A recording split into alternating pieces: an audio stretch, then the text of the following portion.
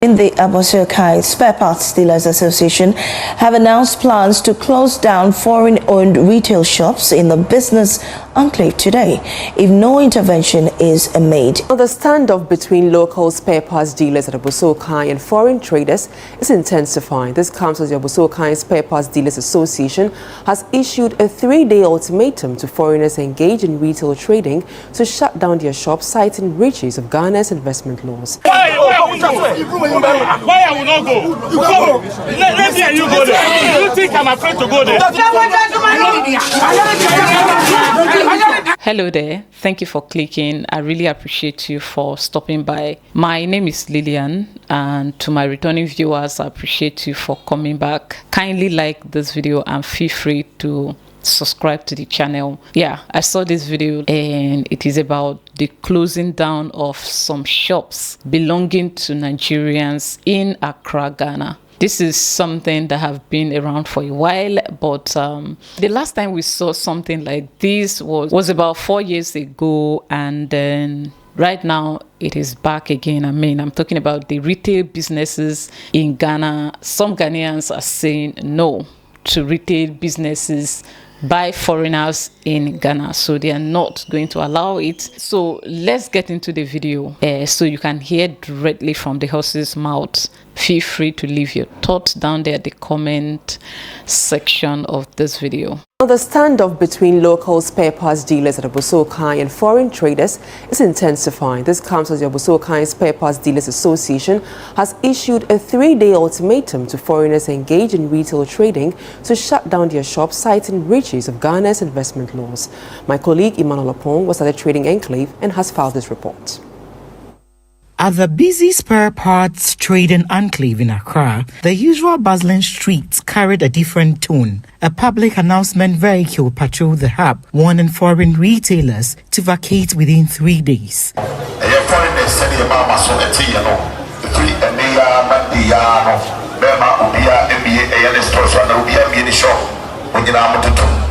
Despite the ultimatum, executives of the Abossey Kai Spare Parts Dealers Association began combing the enclave to identify offending shops, escalating tensions in one of the country's largest auto parts hub. Why I will not go?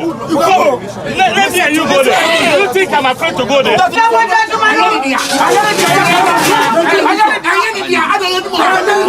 According to the association, the growing influx of foreigners into retail trading contravenes the Ghana Investment Promotion Center Act and is undermining the competitiveness of local businesses. I'm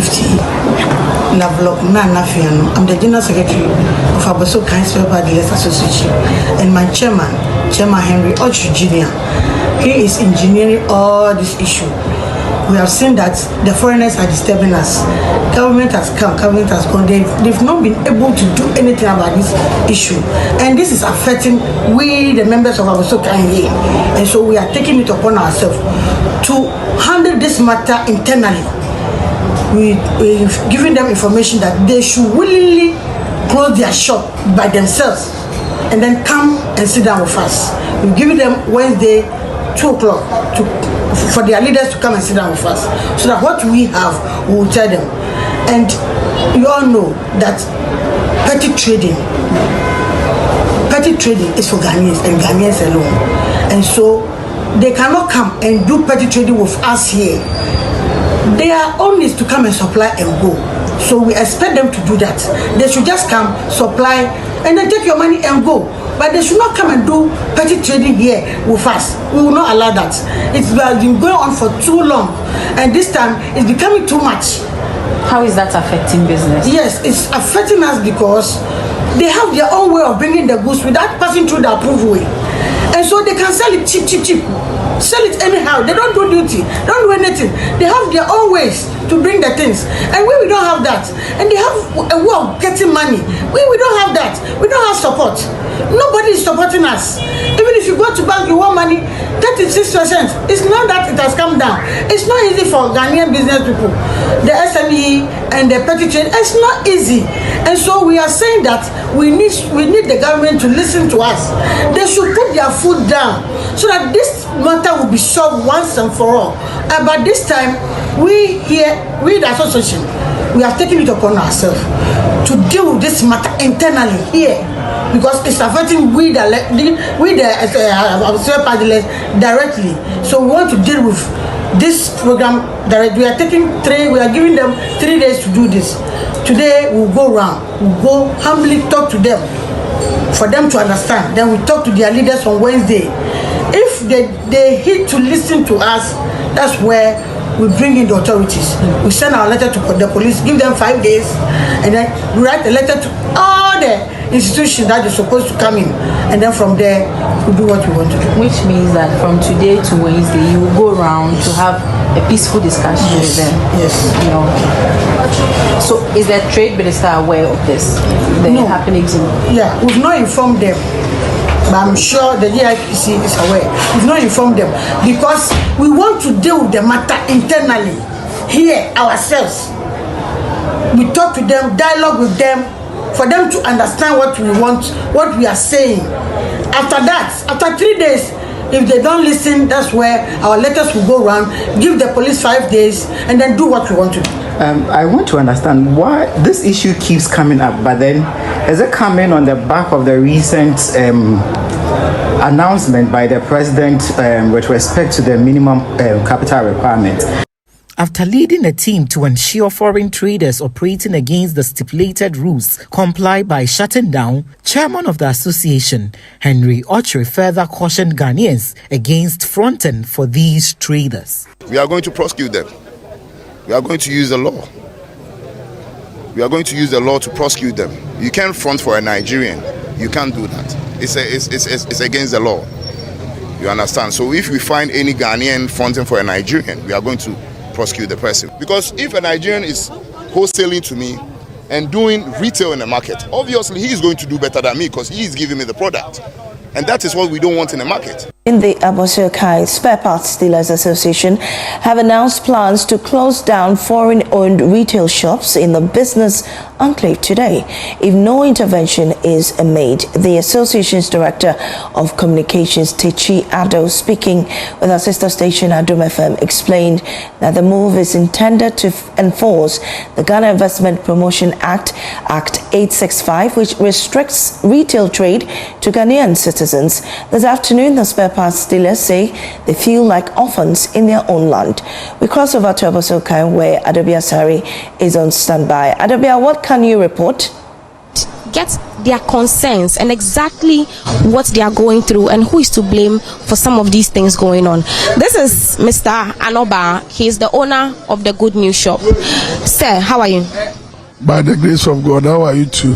I'm okay, thank you. Now, tell me exactly how you feel about these foreign nationals taking over your businesses. I'm personally, I feel very, very bad because we are orphans in our own land. Why am I saying so? We don't have anybody to talk to for us, because Nigerian people will come. They will bring the spare parts from Nigeria to Ghana here to come and supply to us. Maybe, let me say, maybe an engine, maybe a Kia engine that they will supply to me, maybe 8,000 Ghana, and I will put it inside my shop.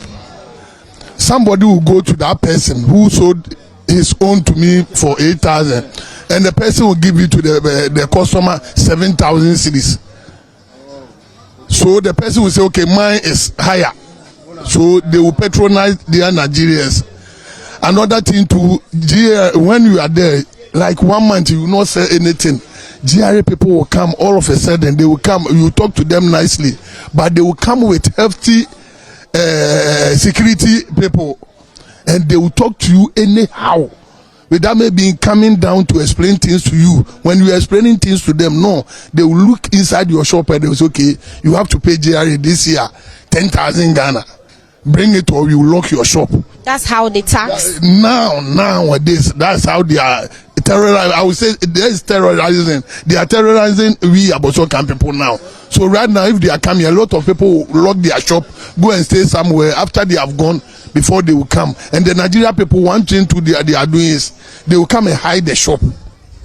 They will put a Ghanaian in front of the shop, do everything in the name of that Ghanaian. they will rent a small place, but they have a bigger wholesale at Abossey Kai here too. So anything that we are selling it, when we are selling your own 1 cedi, they will sell it 80 pesos. When we are selling it, so there is some of our problems. Hold for me. Now, I spoke to this man earlier. He's in the person of Kennedy. Now, he told me that he's been selling here at Abossey Kai for about 2 decades, but he had to stop to join a small-scale mining firm. Now, I want him to tell us exactly what went into this decision and what frustrated you. How come you stopped selling spare parts after 20 years?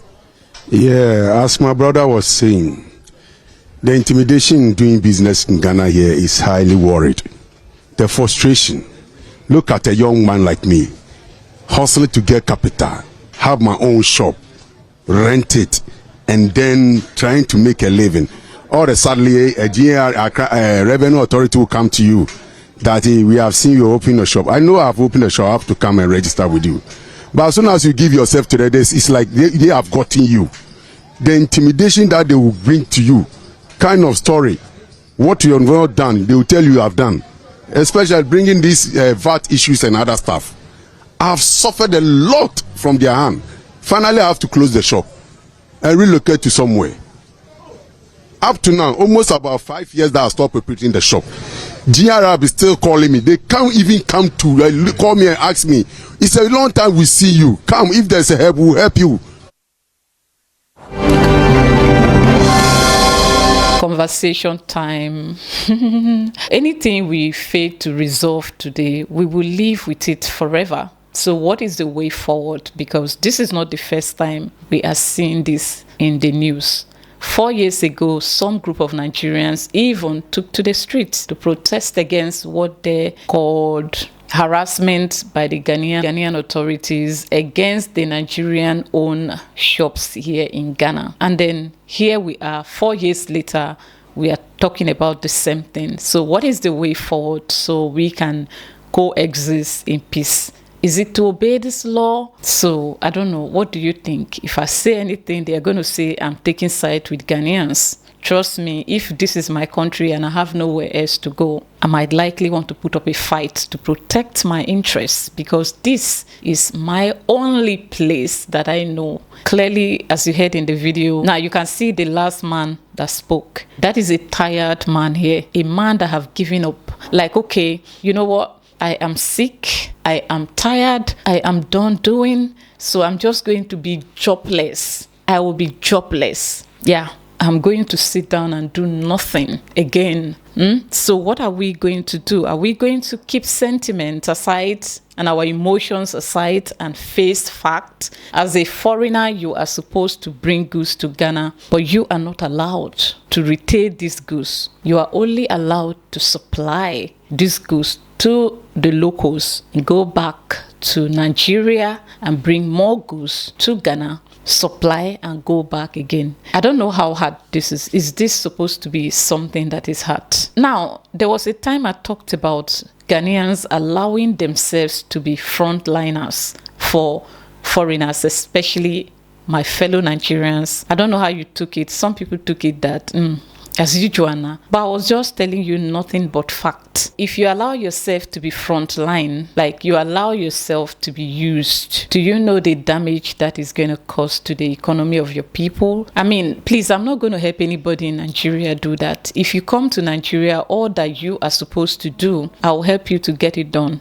Because to me, if you ask me, it is only greed that will make you agree to go against the law of your country. You're not doing it because you love the foreigners so much. Because, come on, if they have asked you to do it without money, I don't think you will accept. So as I'm blaming my people, as I'm blaming the foreigners for engaging you in that, I'm blaming you too, Ghanaians in that habit. Do not help us. Do not, I repeat, if you have any help that you want to give to me as a foreigner, kindly give me money or teach me where to go get something. You see, this matter, if we fail to resolve it now, it's going to be there in future, 10 years later, 20 years later, 100 years later, when you and I are no more here. Our children will be dealing with this. I think we should just obey the laws as foreigners. I don't like it when I hear people say, what do you want them to do now? So what do you want the law to do? What should the law do? I just want to know. Should the law be emotional by allowing people to,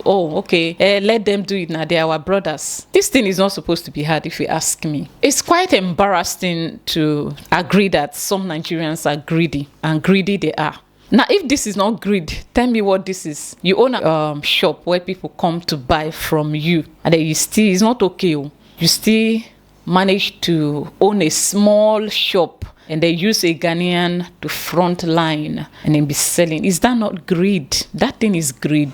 So what is the way forward, ladies and gentlemen? The law stated clearly that you are supposed to pay $1 million for you to be allowed to go into retail business here in Ghana. Now, in the absence of your $1 million in cash, what are you supposed to do? If you ask me, you know what to do. Don't do it at all, since you are not allowed to do it. Just bring the goods, supply, and go back. Bring more goods, supply again, and go back. Yeah, I'm saying this because you have a choice to make between paying the $1 million and not doing the retail business you are not allowed to do here in Ghana. And all you have to do is to choose one. So now I cannot answer, what do you want them to do?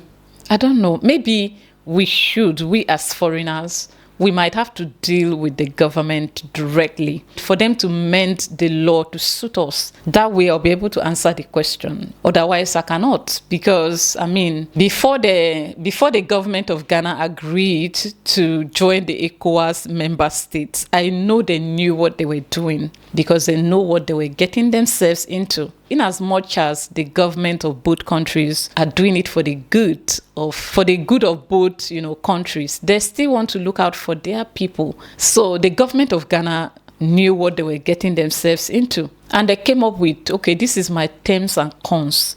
I'm going to join the ECOWAS member state, but there are things that your people are not allowed to do in my country. And then our government agreed. And here we are today. So maybe we should take it out on our own government to come and order the government of Ghana to adjust the laws to suit us. Just saying, don't come for me. So I'm just saying, so that we can find a lasting solution to these whole issues, because it's been around for way longer than it's supposed to be.